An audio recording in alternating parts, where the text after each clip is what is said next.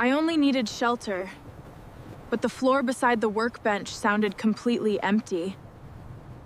No home, no family, no certainty. Just a silver buttonhook and $1 she had held after her mother's burial.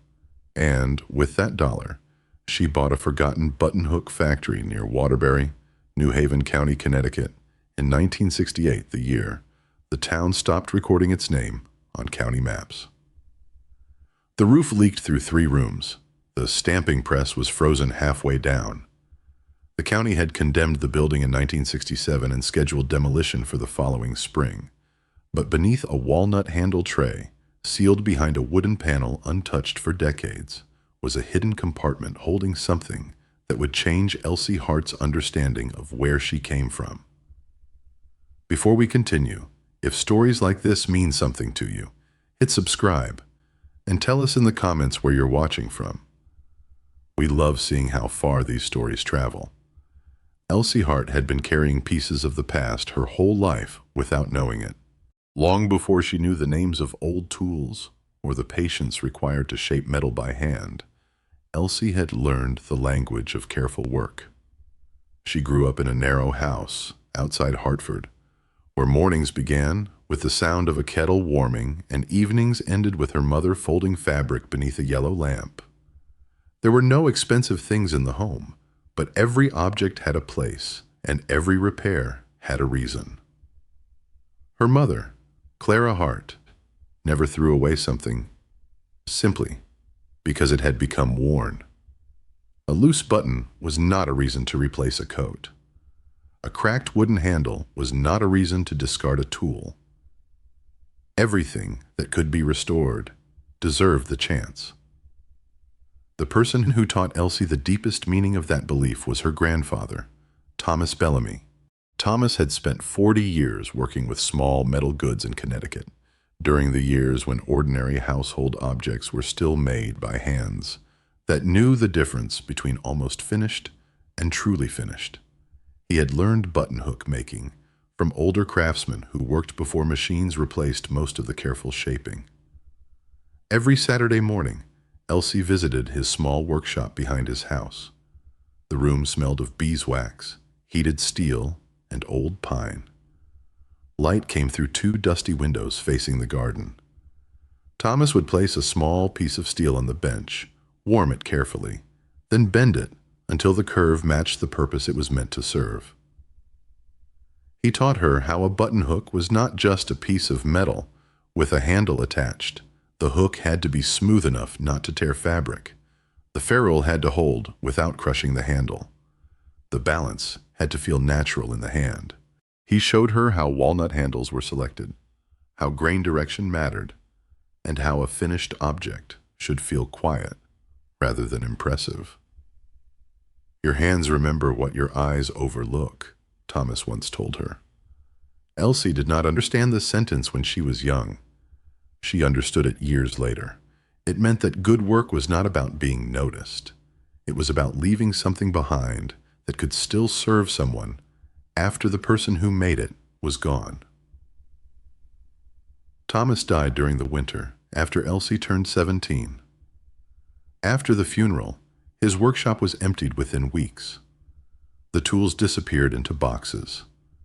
The old molds, the polishing wheels, and the small notebooks where he wrote measurements were taken away by relatives who saw only clutter.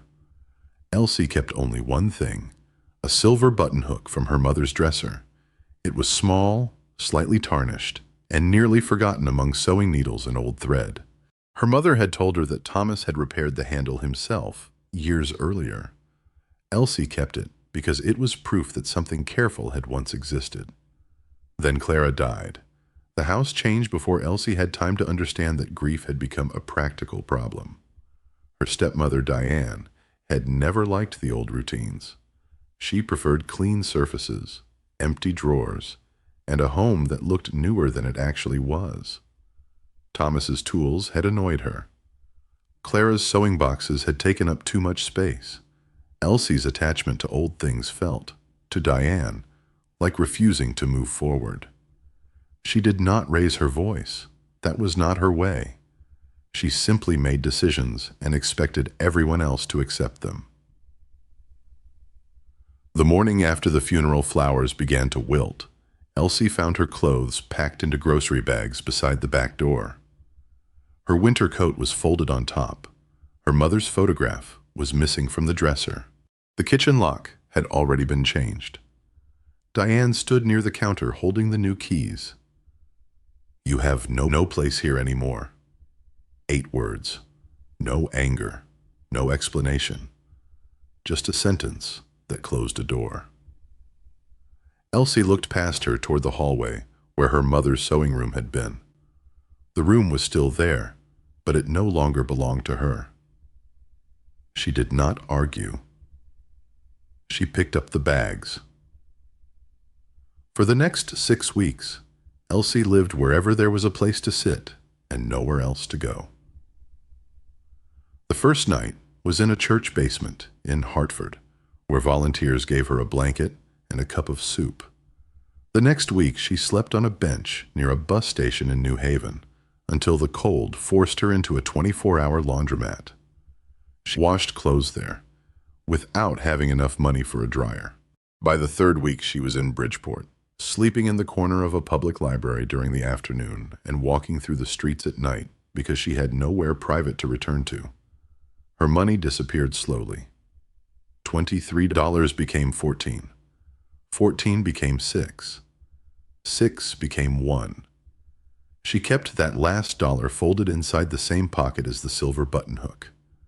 Not because she believed it would save her, because it was the only thing that had not been taken. One rainy afternoon, while sitting at a table in the Waterbury Public Library, Elsie found a classified advertisement clipped from an old local newspaper archive. Most people would have ignored it. It was only a few lines. Abandoned brass-era workshop property. Former Buttonhook manufacturing building. County sale, $1. Buyer responsible for restoration or removal. The address was in Waterbury, the same region where her grandfather had worked. The building had been sitting empty for years. Elsie read the advertisement 3 times. The reasonable choice was obvious. A condemned factory was not a home. A $1 property was not a rescue. A 19-year-old woman with 1 bag and no family support had no reason to believe she could restore anything. But the silver buttonhook in her pocket was heavier than it looked. The next morning, Elsie bought a bus ticket north. She did not know she was traveling toward an abandoned building. She was traveling toward the one place that still remembered her. The bus left Elsie at the edge of Waterbury just after sunrise, with frost still resting on the wooden fence posts along the road. She had traveled 72 miles. From the library, with a canvas bag on her shoulder, a folded newspaper clipping in her coat pocket, and the last dollar she had not spent. The bus driver had told her the factory was too far to walk from the stop. Elsie thanked him and walked anyway. The first night on the journey, she had slept in an abandoned hay barn outside a small farming town, after the owner allowed her to stay beneath the loft. The temperature had dropped to 28 degrees Fahrenheit, and she had wrapped herself in her coat while listening to mice move through the straw above her. The second morning, she kept walking. Waterbury appeared slowly, not as a place of rescue, as a place that had continued without her. The streets carried the remains of an older industry. Brick buildings stood beside newer stores. Old signs faded above empty windows. The city had once been known for brasswork, clocks, and small metal objects made for ordinary homes. Elsie followed the directions from the newspaper until she passed several landmarks: the old Exchange Place Market, Bellamy Hardware on Bank Street, the Riverside Cafe with its green awning, Palmer's General Supply near the corner, and a small repair shop called Whitfield Tools, where rusted equipment sat in the window. The names felt like they belonged to another century. She found the county clerk's office shortly before noon. The building was made of gray stone, with tall windows and polished floors that carried every footstep. Elsie stood outside for nearly a minute before entering. She was not afraid of the office. She was afraid of hearing someone say the property was not meant for her. At the front desk sat a woman in her late 60s with silver hair pinned tightly behind her head. A small gold chain held her glasses around her neck. Her nameplate read, Margaret Ellis County Clerk. The woman looked up. "Can I help you?" Elsie placed the newspaper clipping on the counter. "I am here about the $1 property." Margaret adjusted her glasses and studied the paper. Then she studied Elsie. "Do you understand this is a condemned structure?" "Yes, ma'am." "Do you understand the county will not repair it?" "Yes, ma'am." "Do you understand the roof, foundation, and equipment inside become your responsibility the moment you sign?" "Yes, ma'am." "Do you understand demolition was already scheduled if no buyer accepted the deed?" Elsie looked down at the silver buttonhook in her hand. "Yes, ma'am." Margaret was quiet for a moment. Most people who came to purchase abandoned properties came with trucks, plans, and money. Not a 19-year-old girl carrying a worn bag. She pulled the deed toward herself. "Sign here." The papers were thick and yellowed at the edges. Margaret pressed a brass stamp into red ink, then placed it carefully onto the county seal. The sound was small, but permanent. She slid the document across the desk. The property is located on Millstone Road, just outside the old brass district. Walk north, past the closed waterworks. The building sits behind a line of walnut trees. Elsie reached for the paper. Then Margaret stopped her. "Your last name?" Elsie looked up. "Hart." The clerk's expression changed. Not dramatically, just enough. "Hart, yes, ma'am." Margaret removed her glasses. "Was your grandfather Thomas Bellamy's apprentice?" Elsie froze. "No, he was my grandfather."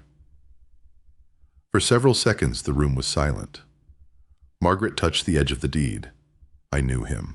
Elsie looked at her carefully. "How?" "My father brought old metal pieces to his workshop. Thomas repaired things nobody else wanted to touch." Margaret smiled faintly. He always said small objects carried large histories. The sentence landed harder than Elsie expected. She had not heard those words since before his death. Margaret folded the receipt and placed it beside the deed. "Your grandfather would have understood why you came here." Elsie did not know what to say, so she thanked her. That was enough. The walk to Millstone Road took almost an hour. The road narrowed as the city disappeared behind her. The pavement cracked into patches of gravel. A man named Harold Pierce watched her pass from his porch beside a blue-painted farmhouse. He raised one hand in greeting but did not ask questions. A brown dog beside him lifted its head and watched her carefully. Then it lowered itself back onto the porch. At the end of the road stood the walnut trees. There were 11 of them. Their branches were bare, reaching across the winter sky like old hands. Behind them was the factory. It was smaller than Elsie expected, about 40 feet long and 20 feet wide, built from dark brick and weathered timber. The roof sagged slightly on the eastern side. A narrow chimney rose above the back wall, cracked near the top. A wooden sign hung above the entrance. Hart and Bellamy Button. Goods. Most of the letters had faded, but not all. Elsie stood there, without moving. The name was not just on the deed, it was on the building. She unlocked the door. The first thing she noticed was the smell. Cold wood. Old metal.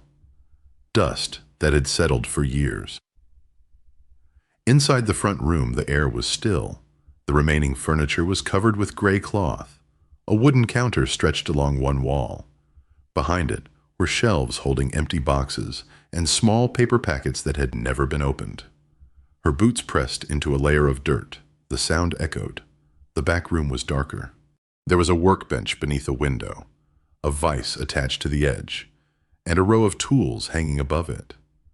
Some were rusted, some were untouched. Elsie ran her fingers across the surface. The wood was rough, but solid. Near the corner stood the old stamping press mentioned in the records. The machine was frozen halfway through a movement, its handle pointing downward as if someone had simply walked away and planned to return. The building creaked as the afternoon wind moved through gaps in the walls. Elsie found the smallest room at the back and placed her bag on the floor. That night, she slept on a folded blanket beside the workbench. The temperature inside fell close to freezing. The chimney gave no warmth. The walls offered no comfort. But before closing her eyes, Elsie placed the silver buttonhook beside her. For the first time in weeks, no one could tell her to leave. The old building remained quiet around her. It was still waiting. The house remembered what she had forgotten. The first 3 days were not spent repairing anything. Elsie learned the building. She learned which boards near the entrance complained beneath her weight and which ones held firm. She learned that the back door stuck when the air became damp and that the old well outside still produced water, though slowly. She learned the small outhouse behind the walnut trees needed cleaning before it could be used safely. Each morning, she carried 2 buckets from the well and marked the hours by simple tasks: water, sweeping, sorting, waiting. The floor had its own language. Some boards creaked sharply. Others gave a softer sound, almost like a quiet warning. By the 3rd evening, Elsie could cross the room in darkness without waking the old wood beneath her feet. On the 4th morning, she walked into town carrying the silver buttonhook and a list of supplies written on the back of the newspaper clipping. She stopped first at Bellamy Hardware. The owner was a narrow man with white hair that grew unevenly around his ears. His left thumb was missing the top joint, and he kept a small brass ruler tucked into the pocket of his work apron. His name was Walter Finch. The store smelled of cedar shelves, machine oil, and old paper. Walter looked at the list. "You bought the factory?" "Yes." He looked over his glasses. "That building has been empty longer than some people have been alive." Elsie placed the buttonhook on the counter. Walter picked it up carefully, turned it beneath the light. "Thomas Bellamy made this?" "My grandfather repaired the handle." Walter nodded slowly. "I wondered where that one went." Elsie looked surprised. "You knew it?" "Everyone who worked with Thomas knew his marks." Walter handed it back. Then he reached beneath the counter and pulled out a small notebook. Inside were handwritten notes about old repairs and materials. "I cannot give you much credit," he said, "but I can give you time." Elsie hesitated. "I do not have money." Walter closed the notebook. "I know." He reached behind a shelf and handed her a thin manual with a faded blue cover. "Old Repair Guide. My father used it. You will need patience more than anything else." Elsie thanked him. Walter waved toward the door. "Bring something back before you bring something new in." The first supplies were simple. A chimney brush, 850 wire brush set, 425 lime mortar mix, 675 lantern oil, 310 work gloves, $5 a small pry bar, $740. Every dollar mattered. The factory did not need decoration. It needed survival. That afternoon, Elsie began with the chimney.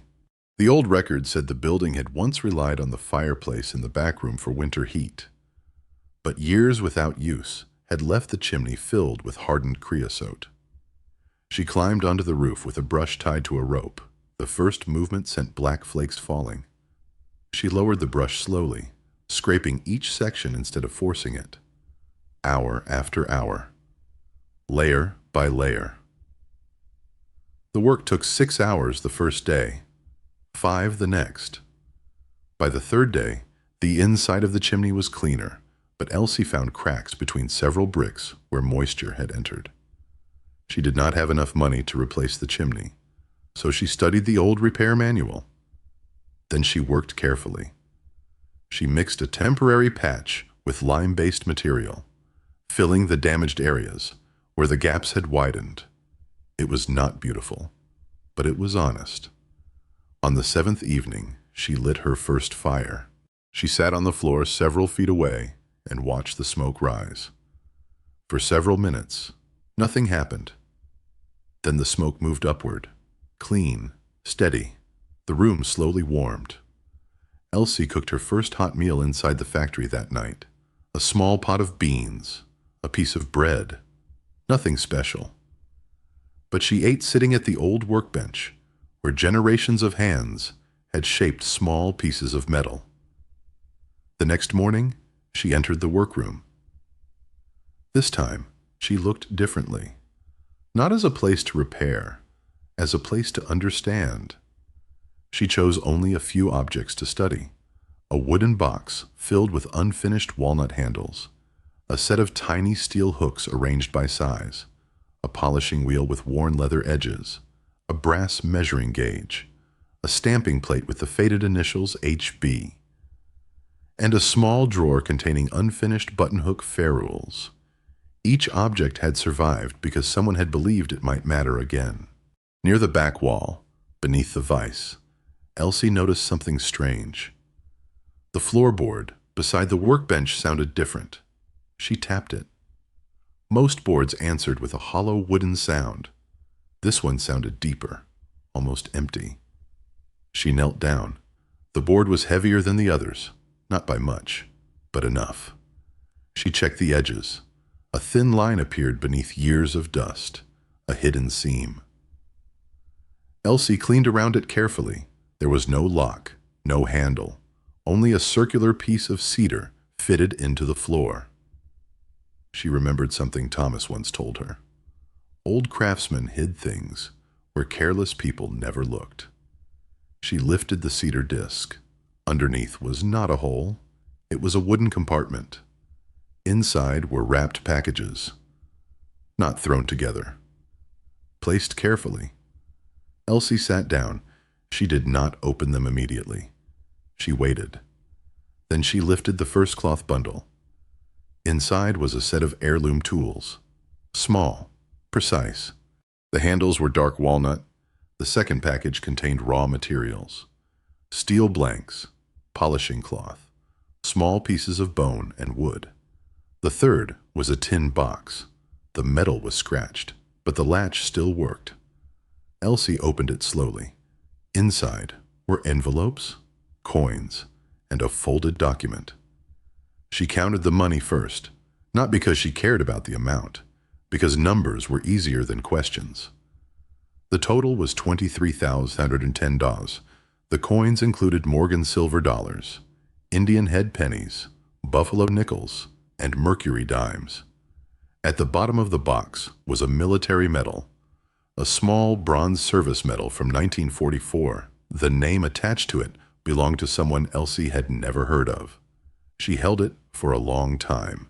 Then she placed everything back exactly as she found it, except the letter. She kept the letter outside the box, not because she was ready to read it, because she knew it had been waiting longer than she had. That night, Elsie did not light the lantern. She walked outside instead. The creek behind the walnut trees moved slowly through the darkness. She sat beside the water with the silver buttonhook in her hand. The factory stood behind her, silent, but no longer empty. It had kept something, and now it had given something back. The house remembered what she had forgotten. The morning after she found the hidden compartment, Elsie waited until the room had warmed before touching the envelope. The paper was fragile, not damaged, just old, the kind of paper that had been handled carefully by someone who knew it might need to last longer than they would. She held it near the window where the winter light reached the workbench. The handwriting stopped her before she read a single word. She knew it, not from letters, from labels, from notes written beside repaired objects, from small instructions left beside tools, the same narrow, deliberate handwriting her grandfather had copied into his notebooks. Elsie unfolded this paper. The creases opened exactly where they had been folded decades earlier. She began reading. My dear one, whoever you are, if you are reading this, then the workshop has found someone willing to listen before changing it. That matters more than you may understand. My name is Thomas Bellamy, and I was the last person in my family to work inside these walls. I do not know your name, your age, or what brought you here. I only know that someone who finds this letter has already shown more patience than most people give to forgotten places. I am writing this in the spring of 1962 from St. Mary's Hospital in Hartford, Connecticut. Dr. William Carver has told me that the weakness I have been hiding is caused by advanced heart disease. He has been honest with me. I have months, perhaps less. I am not afraid of leaving. I am afraid that the work will disappear. My family began this craft with my great-grandfather, Samuel Bellamy, who arrived in Waterbury in 1887 and opened a small brass workshop near the old river district. His son, Edward Bellamy, expanded the shop in 1914 and began producing buttonhooks for households across New England. My father, Henry Bellamy, continued the work through the difficult years of the Great Depression and taught me the importance of repairing what others abandoned. I, Thomas Bellamy, carried the trade until this factory closed its doors on October 14, 1958. After that day, silence entered these rooms. For more than 30 years, I wondered if anyone would remember that these objects were made by hands, not machines, not numbers. Hands. My brother William was lost during the Second World War in France in 1944. My wife Eleanor kept his medal because she believed every person deserved to have their story carried somewhere. She kept many things that others considered ordinary. She was right. Ordinary things are often the ones that stay. If you choose to work here, do not rush. Steel must be warmed slowly before bending. For small hooks, I used a low forge heat near 1,400 degrees Fahrenheit, never forcing the metal before it was ready. Walnut handles should be dried until the moisture content rests near 8% before fitting. Ferrules should be seated with careful pressure, not force. A polished hook should pass across cotton fabric without catching. Remember these things. The object does not need to announce who made it. The object should simply prove someone cared. The money hidden beneath the walnut tray was not placed there as a reward. It was saved from years of work. Some came from finished orders. Some came from repairs. Some came from small payments people made when they could not afford new items.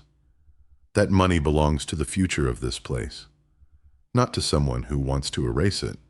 A workshop is not only wood and tools. It is every person who stood inside it, every person who learned, every person who was paid, every person whose name was never written on a sign. If you found this letter, then perhaps those names still have somewhere to rest.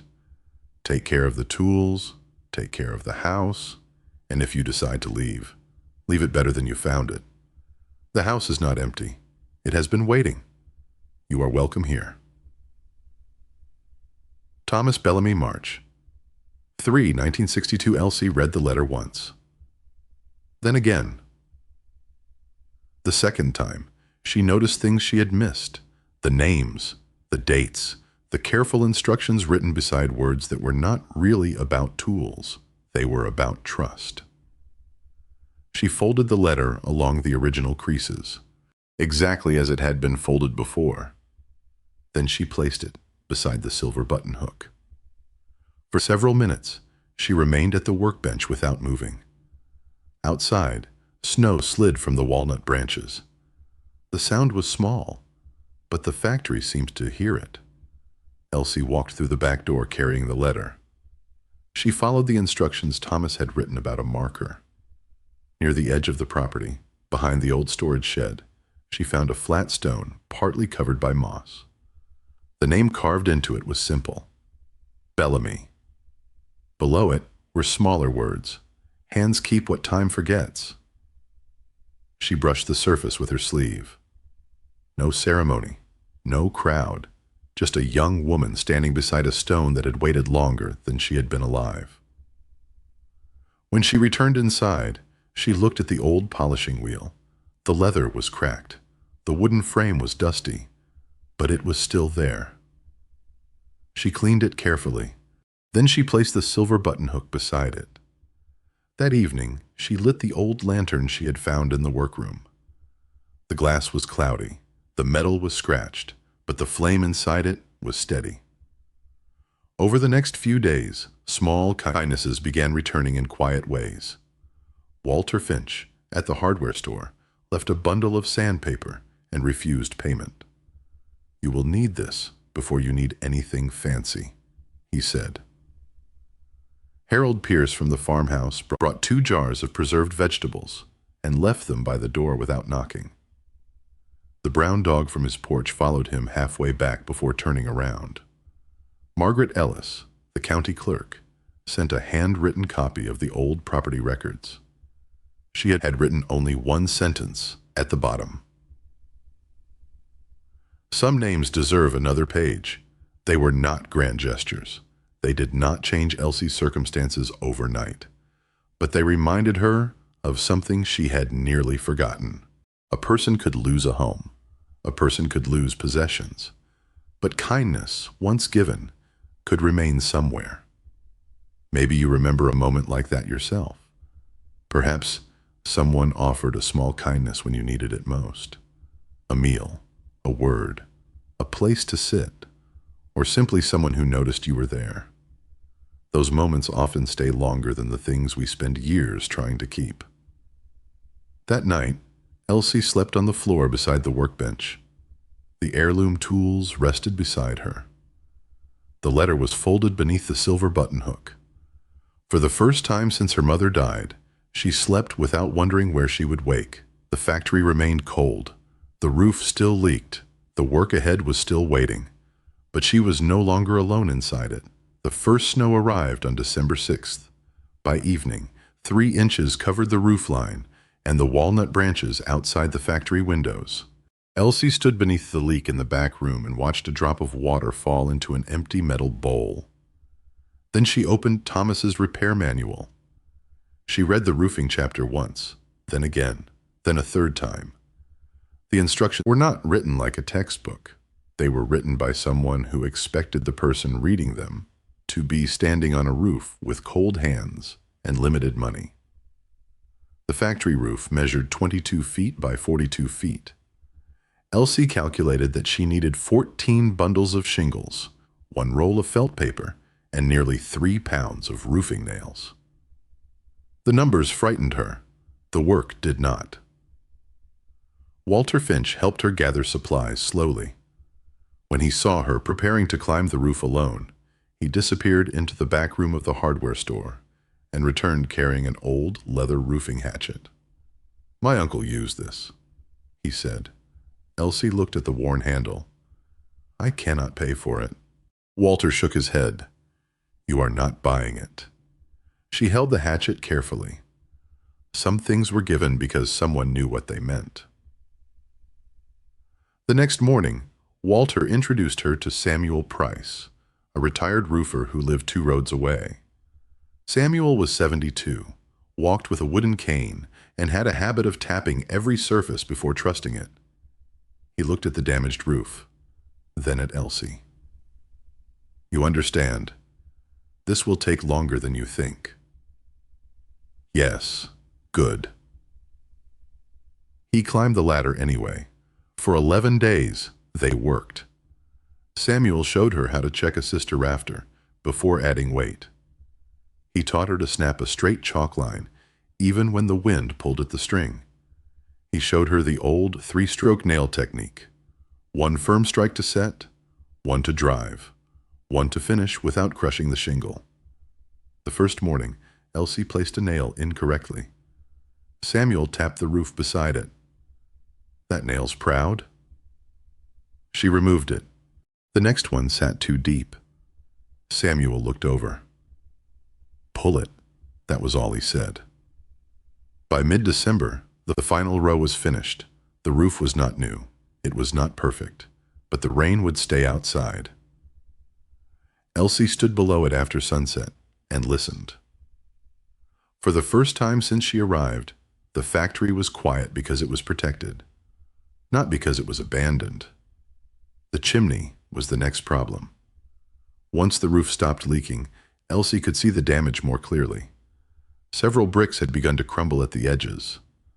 Powdered mortar collected along the base like gray sand. Years of freezing and thawing had opened small gaps where water could enter. She worked slowly. The repair manual recommended a mixture close to 3 parts, hydraulic lime, to 1 part fire clay for the damaged interior sections. She mixed only what she could use each day. Nothing wasted. The work took 3 weeks. Most mornings, the temperature remained in the 20s Fahrenheit. Elsie wrapped cloth around her wrists beneath her gloves, but every 15 minutes her fingers still became numb. She would step inside, place her hands near the small stove, then return outside. The chimney demanded patience. Old brick did not respond well to impatience.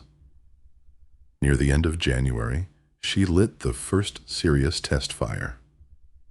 She watched the flame, then the smoke. It moved upward without hesitation. No backdraft, no heavy gray cloud. The chimney was drawing clean. Elsie sat near the fireplace that evening with a cup of tea between her hands. The warmth was not much, but it was earned. The floors were harder than the roof. The roof had been a problem that could be measured. The floors carried years. The workroom boards were made from white pine, wide and uneven from decades of footsteps. Beneath layers of dirt, Elsie found hand-cut rose-head nails holding the original planks. She decided not to replace them, only restore what remained. Walter rented her a random orbit sander for $14 a day. "Return it cleaner than you received it," he told her. She did. The first pass used 80 grit paper. The second used 120. The third used 220. Each layer revealed more of the wood. The dark surface slowly changed, from years of dust and neglect toward the color of old mahogany warmed by sunlight. Elsie applied 3 coats of oil finish. Between each coat, she waited. The final cure took 48 hours. During that time, she sat near the doorway and watched winter move across the property. One morning, she woke before sunrise and found she had no strength to work. She walked toward the marsh behind the walnut trees. There, standing perfectly still beside the water, was a great blue heron. Elsie watched it for nearly an hour. She did not repair anything that day. She simply stayed. The windows were the last major opening between the factory and the weather. There were 8 in total. 3 had no glass left. 4 had cracks running through them. 1 remained almost untouched, the original pane from 1788. Elsie covered that one carefully and marked it. Some things were not damaged things. Some things were witnesses. For the others, she worked slowly. She used DAP 33 glazing putty, warming small portions between her fingers before pressing it into the wooden frames. The old manual explained that glass needed room to move through the seasons. Too tight, and winter would break it. Too loose, and wind would find its way inside. She replaced the sash cords with 1/4-inch cotton line. At each counterweight, she tied the knot exactly as Thomas had described. A figure 8 knot, secure, simple, reliable. The final window took the longest, not because it was the most damaged, because Elsie did not want to rush the last piece. When she finished, she stepped back. The factory looked different, not restored, not yet, but awake. As she cleaned the remaining tools, something moved outside. A chickadee landed on the walnut branch beside the window. It stayed there for several seconds. Elsie watched. Then the bird flew away. The room became quiet again. But it was no longer the same quiet. By the end of February, Elsie reached the walls. The old plaster had survived better than she expected, but the areas near the chimney were damaged beyond simple repair. Several sections had fallen away, exposing the hand-split oak lath beneath. She studied the old method carefully. Horsehair plaster, a mixture designed not to hide the age of the building, but to hold it together. Her first 3 patches failed. The first cracked because the mixture dried too quickly. The second separated from the old surface. The third held for 2 days before a thin line appeared across the middle. Elsie removed it. Then she began again. Walter Finch found an old bag of horsehair stored behind his hardware counter. "My father kept everything," he said. Elsie smiled slightly. So did mine. This time, she mixed lime plaster with the horsehair slowly, working the fibers through the material until the mixture held together. The first coat was scored into the lath. The second was a brown coat, applied to roughly 3/8 of an inch, and left to cure for 72 hours. The final finish coat was thinner, about 1/8 inch. She worked one section at a time. When the last wall dried, she ran her hand across the surface. It was not perfectly smooth. It did not need to be. "These patches will hold another 100 years." She said it quietly, not as a promise, as a hope. The factory began changing before Elsie noticed it. Not because people came to see the work, because people began leaving small pieces of themselves behind. Doris from Riverside Cafe was the first. She was a broad-shouldered woman with silver earrings and flour always caught on the sleeve of her apron. One morning, Elsie found 2 paper bags on the doorstep, bread soup, a small apple pie. She carried them back toward the cafe. Doris waved her away. "No payment. I cannot keep taking food." Doris wiped her hands on her apron. "When the shop reopens, pay me in candles." Elsie looked confused. "Candles?" Doris shrugged. "The kind you make for yourself. Not everything has to be settled immediately." A week later, a boy arrived on a blue Schwinn bicycle. His name was Caleb. He was 16 and carried a splitting maul over one shoulder. His boots were covered in mud, and his gloves had been repaired more than once. "I can help with the woodpile." Elsie shook her head. "I cannot pay you." Caleb leaned the maul against the wall, my mother said. He looked toward the workbench. "About your grandfather." That was all he needed to say. He spent the afternoon splitting fallen walnut branches into usable pieces. Before leaving, he refused the money Elsie offered. Some things were not transactions. They were connections. Reverend Boyd passed the factory almost every morning. He was a tall man with a worn brown coat and a habit of carrying his old leather Bible beneath his arm. He never interrupted. He simply stopped at the gate, tipped his hat, and said the same 4 words. "May your hands endure." Then he continued walking. The factory became a place where people arrived quietly. No announcements, no celebration, just small acts. Elsie planned to repair the cellar in early February. But other work came first: the chimney, the windows, the plaster. The cellar waited until February 11th. The entrance was hidden beneath a warped board near the back wall. When she opened it, cold air rose from below. The stairs were granite, 7 steps, each one worn smooth. At the bottom was a fieldstone floor measuring 12 by 15 feet. The walls were made from carefully placed stone, fitted together by hands that had worked slowly. At the center sat a dressed granite slab. A mark had been carved into the surface, the same symbol that appeared on the old brass tools. Elsie knelt beside it. She touched the carving, but she did not lift the stone. Some things required permission from time. Near the 3rd step, she noticed something unusual. A small oak box had been pushed deep into the corner. Inside was a brass key. The bow of the key was shaped like the symbol from the heritage craft. Beside it was a small tin-type photograph. The image showed a young woman standing outside the cottage.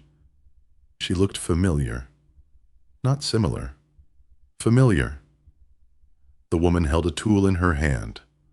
On the back, written in faded ink, Clara Bellamy, daughter of Samuel, age 25, summer of 1903. Elsie sat with the photograph for a long time. The key remained on the mantel afterward. She did not know what it opened. She did not force the answer. By March, the snow began retreating. The creak behind the walnut trees grew louder. The first green shoots appeared beneath the branches. The walnut catkins hung like small reminders that winter always moved on. Elsie considered beginning the full buttonhook craft again. She had the tools. She had the instructions. She had the money. But she decided against rushing. That spring, she would spend only 1 coin on materials. She would practice. Small pieces first, a hook, a handle, a single finished object, the old way. Slowly, the house was patient. So was she. 2 winters later, in December 2024, the first completed buttonhook rested on the workbench. Elsie had spent months learning the process, not copying. Learning. She heated the steel carefully. She shaped the curve. She fitted the walnut handle. She polished the tip until it moved smoothly across cotton without catching. The finished piece was simple. No decoration, no signature carved into the surface, only a small mark hidden near the base of the handle, the same mark used by the Bellamy family. The first object made in the restored workshop was not sold. Elsie placed it in the front room, a reminder, not of what had been lost, of what had survived. The factory no longer looked abandoned. The roof held. The chimney worked. The floors carried footsteps without complaint. The old windows allowed winter light inside. The workbench remained exactly where it had always been. Near the mantel sat the brass key. For 2 years, Elsie had kept it there, until one December morning, while cleaning the walnut tree beside the house, she noticed something. A small brass plate hidden beneath the bark. The symbol, the same one. The key fit. Inside the narrow compartment was a folded flag. 48 stars. Beside it was another note. The handwriting was unfamiliar, but the meaning was clear. It was written by Clara Bellamy's great-grandmother during the Civil War, while waiting for news of her husband, who had served in the Union Army. The note was not long. It did not describe battles. It described waiting. It described hoping that someone would continue what had been started. Elsie carried the medal from the tin box to the cemetery on Memorial Day, May 27, 2026. She placed it beside the family marker and stayed until the afternoon light crossed the stones. The money from the hidden compartment remained mostly untouched.